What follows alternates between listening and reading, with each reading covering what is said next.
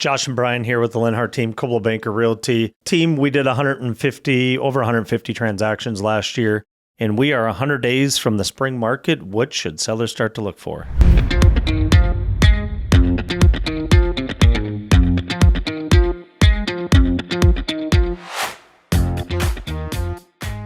This is an important time for people to prep. I think the most important thing is, one, everybody waits for the spring market. A lot of reasons why. Part of it being, school starting, right? Or a little bit before then, snow starts to melt, right? People think that that's usually the best time, which statistically... The pent up, hey, we've been locked in our house for 4 months. Let's get out and do something.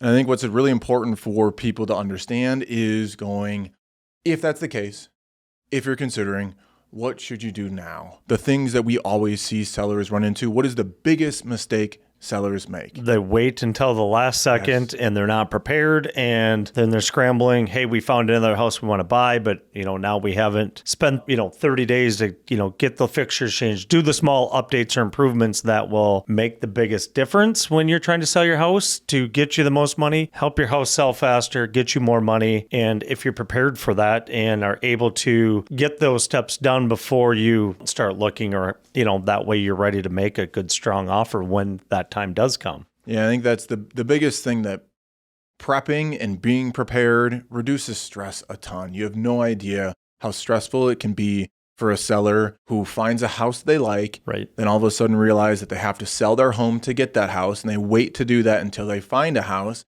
Then you get to their house and they're like, oh, we have all these projects we were going to do. And it's like, well, we have to have this house on the market in 3 days, because that's what generally contingency to list your house 3 to 7 days, whatever that may be, that you'll have to have it on the market. And if you aren't prepared at that point, it is a mad dash and scramble that we hate to see people have to do. And then know that a lot of times that your house isn't going to be priced to where it could be because we haven't prepared. Right. Calling somebody ahead of time to know what are those projects to do will help out dramatically. That's what I think this time of year is really good for. Realize that what we do as real estate agents is not just market your home, is not just put it on the MLS, right? Is not just doing those things. One of the best ways we help save people money and get them the most money for their house is everything we do before that listing goes live. Correct. That is when I have the most opportunity to add the most value to your house, with understanding where is it going to be priced at? What can we do to get the most value? What projects can I stop you from doing? Correct. How many times we run into it where we find a seller that goes,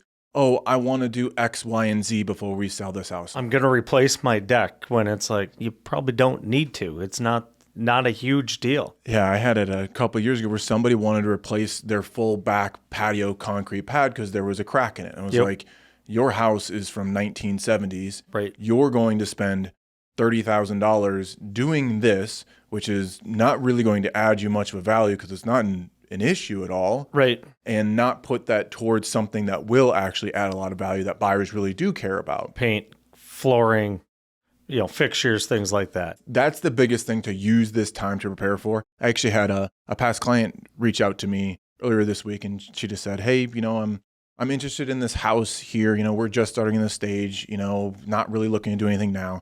I'm like, that's completely fine. She's like, I just want to know your opinion on the price or the area. I was like, perfect. So I put a little video together for her, and I was like, okay, this is where this is at. This is where you'll see some of those homes like that. Here's different areas that you should consider. Also, did you notice this or did you notice this?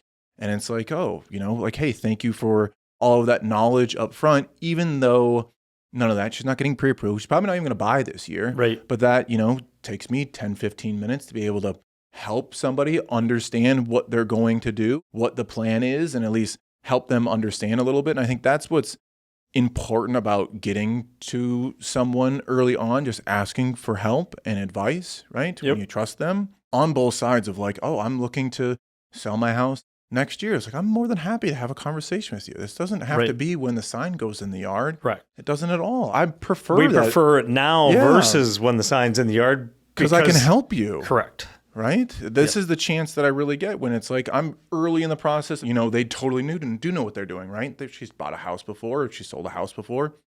It's like, well, let me set you up as best we possibly can so we have a good plan. Right. So we know why we're waiting for this time. I think it was twice last year I actually had two sellers that were going to wait until the summer. Yep. Why are we waiting? We're waiting, right? And it was like, oh, I just think that we should because of X, Y, and Z. I was like, oh, well, here's this idea. What if we found something now and just did this now? Like, what would be the difference? What actually is the difference between you being 1 month early to the spring market and 1 month later to the spring market? Right. Is there a gigantic change? Not really. There isn't. If anything, sometimes that early spring market, when all the other inventory hasn't hit the market and you're the first ones to it, and there's not much competition, Correct. sometimes that's by far your best time, actually. Right.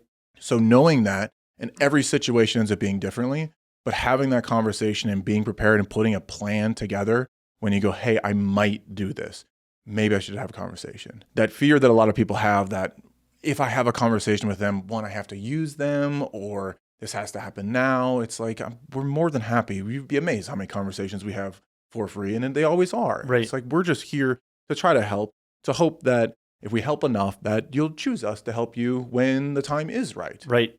But lean on a person that you trust or an agent that you trust to ask those questions, to go, I'm thinking about doing this. Should I?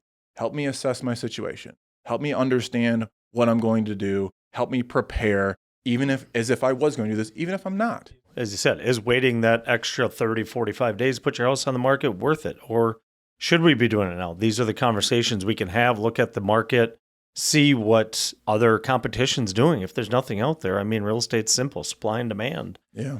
I mean, there's still plenty of demand out there. So with little inventory, it's a great time to put your house on ahead of the spring market at this point. I mean, look at last year, the market flooded. I don't want to say flooded, but yeah, there was a lot more inventory in that, May, June, July than there was in that February, March, April. And February and March had by far the best advantage for sellers. Yes, correct. 100%. Because there were a lot of buyers and very few sellers. And then there came to be interest rates started to go up.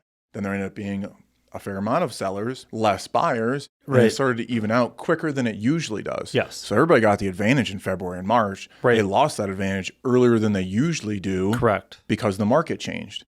But I think it's just understanding, one, there are so many variables into making that decision, and every single one is different. Correct. And it's so hard for somebody who doesn't do it every day to know what all of those options are or why and how you should do it, right? You have a kid that's getting out of school, or you're finishing up your student loans or your classes or whatever it ends up being. There's 1,000 different variables that go into when the timing is right. There is no, hey, it's May 1st, put your house on the market, it's spring market. That's what's best for you. Right. And I had this conversation with a client that they reached out and they were like, well, we're going to probably wait until April, May. And I'm like, your neighborhood, there's not one single active house in here. I would say let's get this going sooner than later. So that's, the conversation we're having. We may actually push it up to here this, second, third week of February just to put their house on because, it's the timing that works for it right now. Obviously, if more houses come on, we'll change our plan if we need to. So there's so many things that go into that plan. And for more information on a little bit of how we do our plan or some helpful tips for you, take a look at our link below for our listing packet to give you guys a better idea of what to do and how to prepare.